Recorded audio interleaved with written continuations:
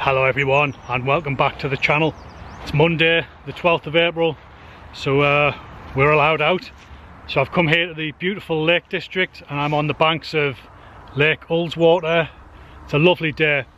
I was going to head up into the hills for my first wild camp, but it's pretty cold here in the UK at the moment. There's a northerly front which has been hanging over the country for a couple of days, so I've decided to do a canoe camp on the lake. So I've got a new to me canoe here. It's an Old Town pack, little 12-foot Royal X canoe. So I'll just give you a quick look at that before I set off. So there it is, guys. I've wanted one of these canoes for a while. One of the benefits of a canoe like this is that they're really lightweight. It only weighs about 15 kilograms, and I can tell you what, the truck is all the way up there, so carrying this down was a breeze compared to my other canoe, and hopefully in the morning it should be just as easy to carry it back up. I'll just show you what I've got in here. I've got some beers in there. In there I've got a clip-on canoe seat, and some gloves and a woolly hat because it's going to be pretty cold today. In there I've got my sleeping bag, my sleeping mat, a few more clothes just for the evening. I've got my fishing gear down here. I've got my tent in there and my food and cooking gear in there. Got a bit of a hobo fishing rod attachment going on there. These little boats are ideal to use with a double bladed paddle, so I've got one of those.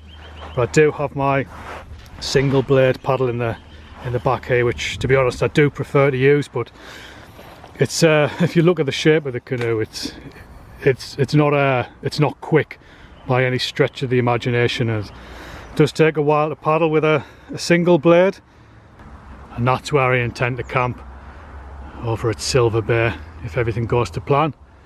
So I'm gonna jump on the water and I'll catch up with you later.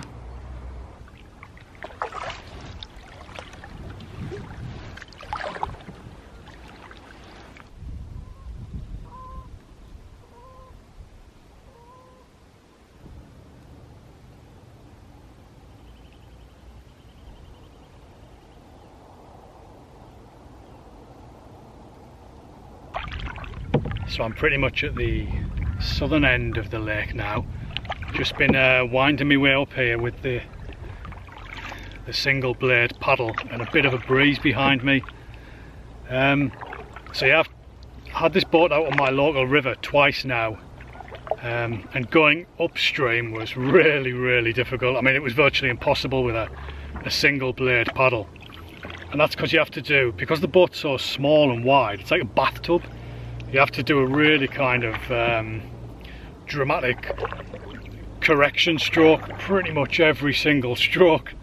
Like at the minute I'm just kind of prying it off the gunnel to keep it going in a straight line. It just definitely doesn't track very well. I can paddle my 16-foot one, you know, with quite a bit of speed, to be honest. But this is a different beast altogether. I mean, that's not a bad thing. I mean, you can't expect a 12-foot canoe to paddle like a 14, 15, 16-foot canoe. It's just not going to happen. So the double bladed paddle is really useful if you're heading up into the wind or you're going upstream or something like that. But it's getting a bit shallow here. But with the breeze behind me, you can make decent progress. But it's just a lot easier to handle off the water than my Old Town camper canoe. I mean, it's not a particularly heavy canoe, that one. I think it weighs like 26 kilograms, but you still have to lift it right up above your head to get it onto the top of the truck. Yeah, I think I might just explore this southern end and then start heading down. I plan to camp at Silver Bay tonight if everything goes to plan. I'm not really sure if anyone else is going to be there, because the Lake District's busy. It was busy coming over on the A66, and there's lots of cars. There's a fair few people out on the lake, but I'm just paddling up here and I can see a load of cormorants. I'll try and take the camera off, see if I can get those in view.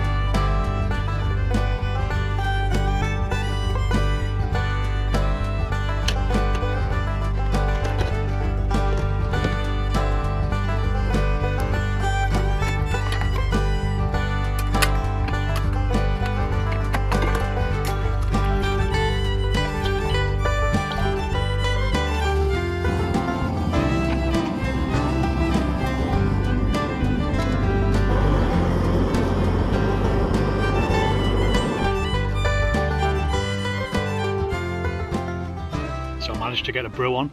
I've got the Trangia unit with me, and I bought the little gas attachment, not the official Trangia one, the cheap Chinese knockoff one, for about £12, and it works brilliantly though.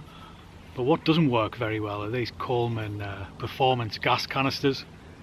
I think it's about 7 or 8 degrees at the moment, and I have to kind of rub them to warm them up before they'll work properly, which is a bit annoying. So what I'll have to remember to do tonight is to take one of the gas canisters into the sleeping bag with me, so I can get a brew on in the morning. But apart from that, it's a decent little kit, the Trangia. The little gas canister, not the gas canister, the gas burner just kind of fits in the middle where you'd put the fuel burner. And the gas actually goes pretty much, well, not over the top, just next to the burner, so it gets preheated. So it does actually, it is quite efficient when it comes to boiling water. There, it didn't take long to do the little aluminium Trangia kettle. So yeah, happy days. I might actually, if Silver Bay's busy, because I've got a feeling it's going to be busy around the lake tonight, I might come back and camp here. There's a bit of a flat spot there.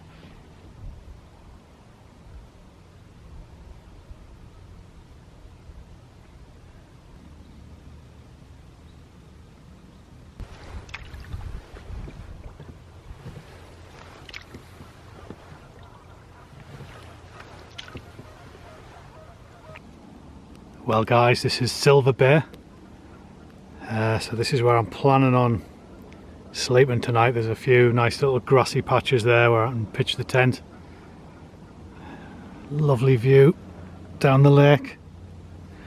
There is a path that runs across the top here, but I'll be up and packed up early on in the morning before the walkers will be out. So I've got the wind behind me here a bit, but I'm looking on this this shore. Loads of options for hammock camping. Should get some amazing views from a hammock set up there. The wind's actually picking up a bit. Might have to turn around and head back up into it.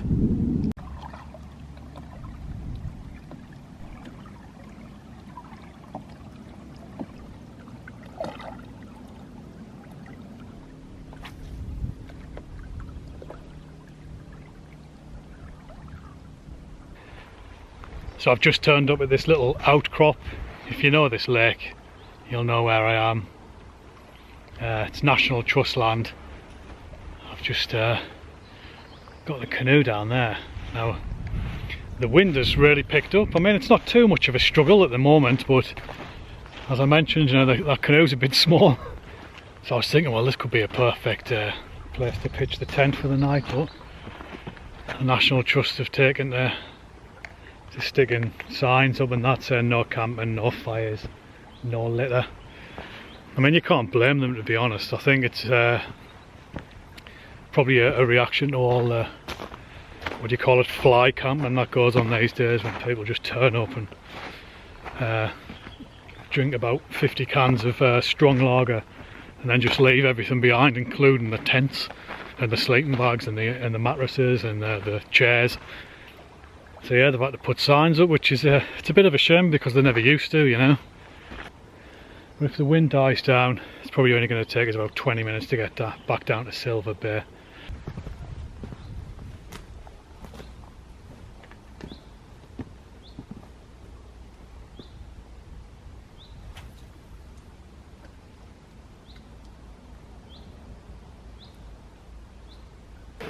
Well guys, I've had to get the stew on.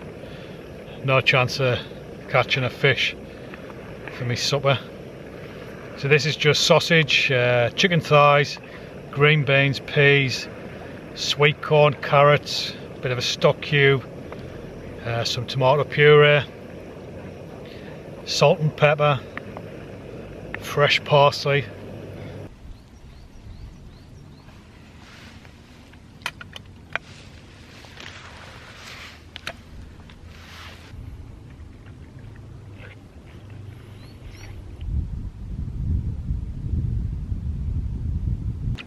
So we're just coming round the corner now into Silver Bay, just using the single blade paddle Wind seems to have dropped considerably.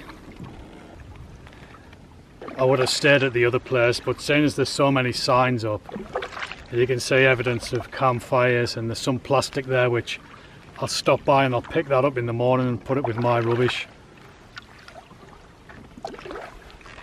I guess that's what happens though, there's just too much pressure on the environment these days. What with no one being allowed to go abroad, people are just looking for other ways to, you know, to unwind. I mean, to be honest, you can't blame them, can you? After the year we've all had. But there's no excuse for not taking out plastic bottles and stuff with you. Or worse still, leaving your entire camp for someone else to clean up. So what I'm going to do is just go and claim that spot there, crack a beer open, and then just see if I can catch a fish.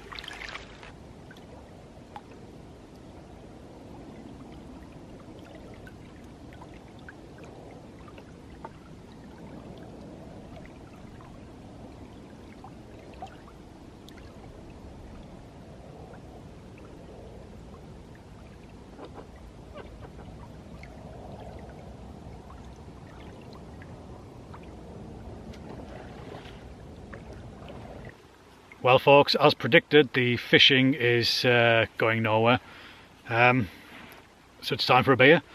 Right, so I've got this one here, check this one out. Vocation, bigger boat, very fitting, 4%, hazy pale. Look at that. Beautiful little can.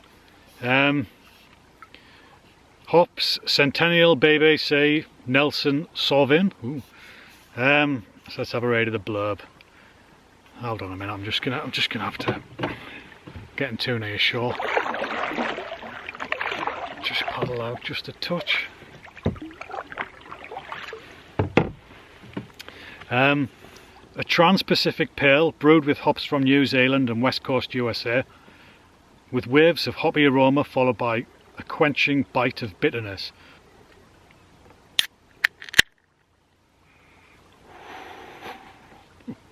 Oh, it's a bit frothy.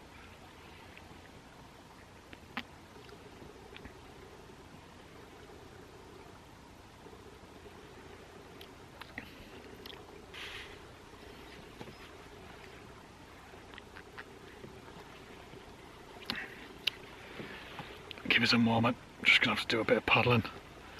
I've just given myself a few moments just to appreciate that brew. Aftertaste, hoppy and bitter, not too bitter, not too hoppy. Let's have another sip. I have to put it in this little grey thing to keep it steady in my little beer holder.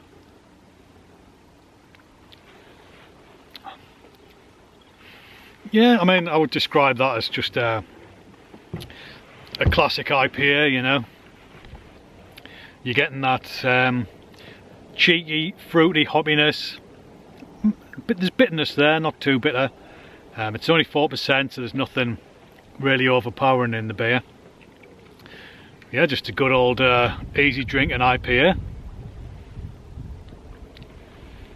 Quite fitting for the theme of this wild camping trip. Bigger boat. Maybe I need a bigger boat. I've actually got a bigger boat. Maybe I should have brought that bigger boat. No, I don't think so. I've actually enjoyed paddling this boat. It definitely has its limitations, and the more I paddle it, the more you begin to feel that. The weather forecast was fair. I'll just try and block that sun out with my heat. The weather forecast was good, and it has been for most of the day, but I've got into about probably there was a fetch which was sending in, I'm going to say probably about 8 to 10 inch waves, and I had those side on for a while, and the boat's fine actually. The seat could be a little bit low, but then you're going to start smacking the gunnels with the paddle. So yeah, it is what it is. I'm happy with it. So cheers everyone. We've waited a long time for this, or I have, and I guess, you know, the folk who watch the channel, you're probably all thinking about heading out as soon as you can, really, to get your fix of the outdoors. I couldn't wait. I mean, Monday the 12th I had in my diary I just needed to get out of the Shire. I mean, I've been really lucky because we've had the woods to go to, but you get bored, you know, every weekend doing the same thing. You want to come out and have a bit of variety.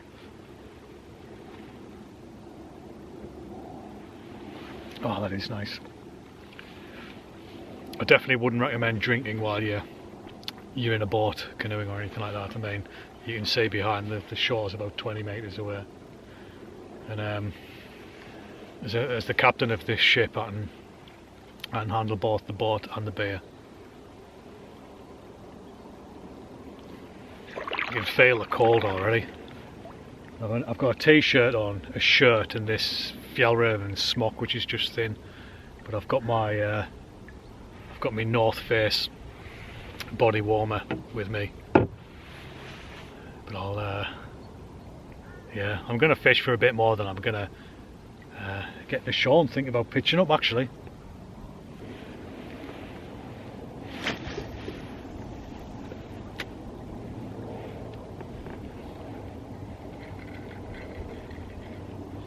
Yeah, my head's been getting a bit cold on this trip.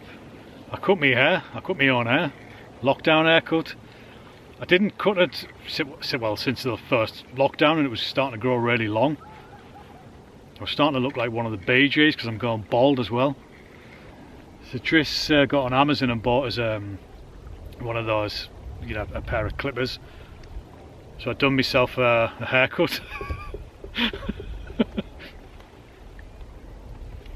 I started off with a number 3 on top and then a number 2 on the sides, but the other day I thought I put the number 3 clip on, but it was the number 1, so I went just straight down the middle of my head, and I was like, oh, that's not a number 3, it's a number 1. So my barnet's looking a bit bald. Look at that. I mean, I actually quite like it. You don't have to faff on with your hair in the morning. In fact, you don't have to worry about your hair at all, to be honest. But the only thing is, it's just cold. Like, even with this woolly hat on, I'm like, ooh, my nuts getting cold. Well, that wind's starting to pick up a little, I can feel it. I think I'm going to head back to shore now, guys, and prepare myself for the evening.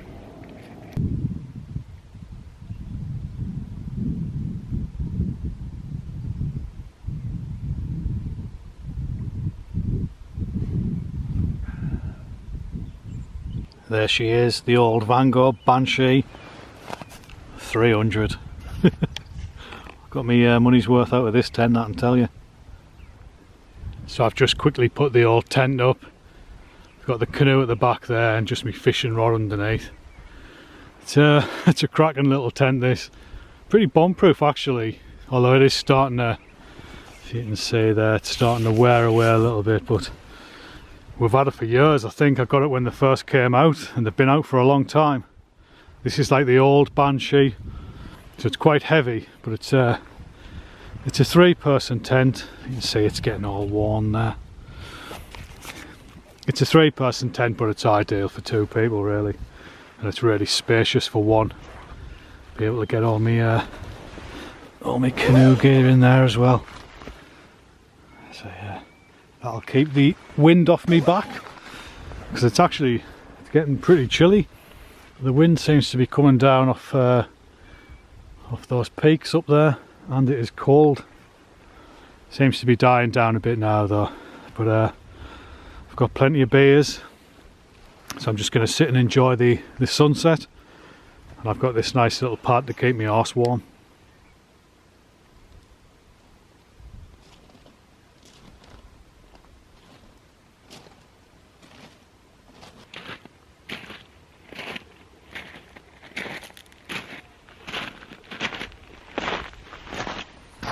Well folks, I think that's me done for this evening.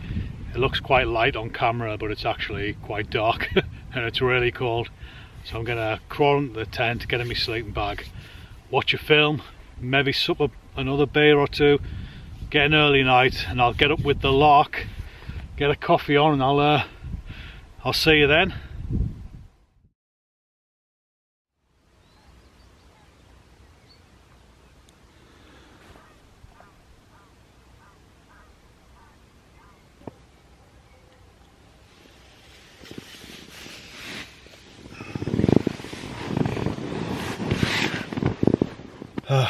Morning guys. I had to put the old Nordic heater on last night. It was freezing when I first got into bed, but it's not too bad at the moment. I think it's clouded over today, so it doesn't feel too bad, but last night I wandered out. It must have been about 11:30 and there was just stars everywhere. It's brilliant. But it's about 6:45. I've got a gas canister right at the bottom of me sleeping bag, keeping warm. So I'm gonna get up, get my insulated jacket back on, and make a brew, I think, and start packing up. Well guys, my nice warm gas canister is firing on all cylinders. So breakfast is just a cup of coffee, and I've got one of these Oh So Simple sweet cinnamon instant porridge pots, but I've added my own raisins, so cinnamon and raisin porridge, that'll do.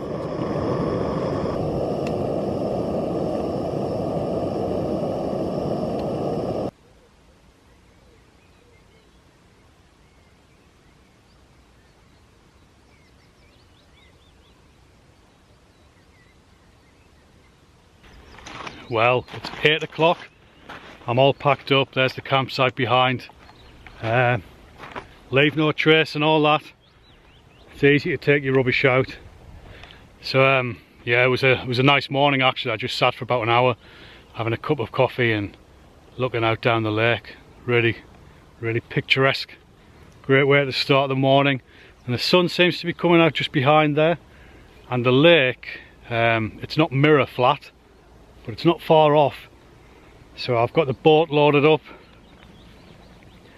It didn't take too long to get to break camp actually, for 15 minutes. So yeah, so I'm gonna head off. I'm gonna go around the bottom of the lake, do a bit of fishing down there, and then head back to the car, which is on the other shore. I'm in no hurry. I've got at least a couple of hours, so yeah, let's get back on the water. Some little bits of ice here. Not a lot, but that's how cold it was last night.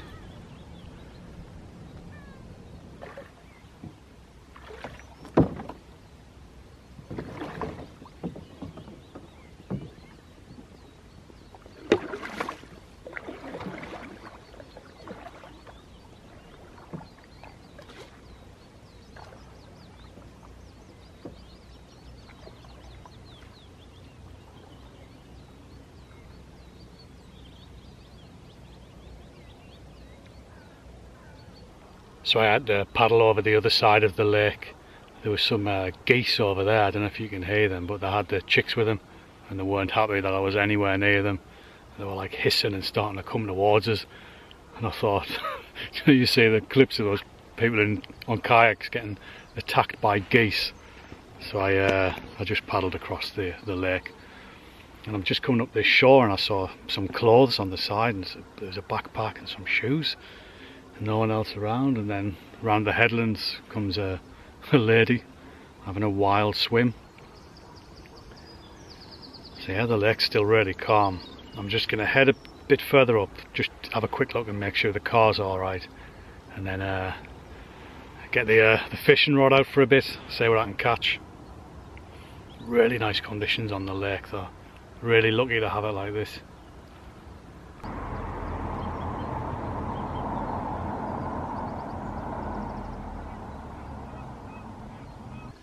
Well folks, I'm back to where I've got the truck parked. I can just see it from here. It's always a relief when you see your car still there. So I've been fishing now for about an hour. Caught nothing, as you would expect. It's just starting to cloud over a little bit. There's a bit of rain forecast, I think. So I'm gonna head to shore, get loaded up and head back home. So yeah, this is the end of the trip. What a really fantastic little night out. So yeah, so as ever, I hope you enjoyed the video. Thanks for watching. I'll see you again in the next one.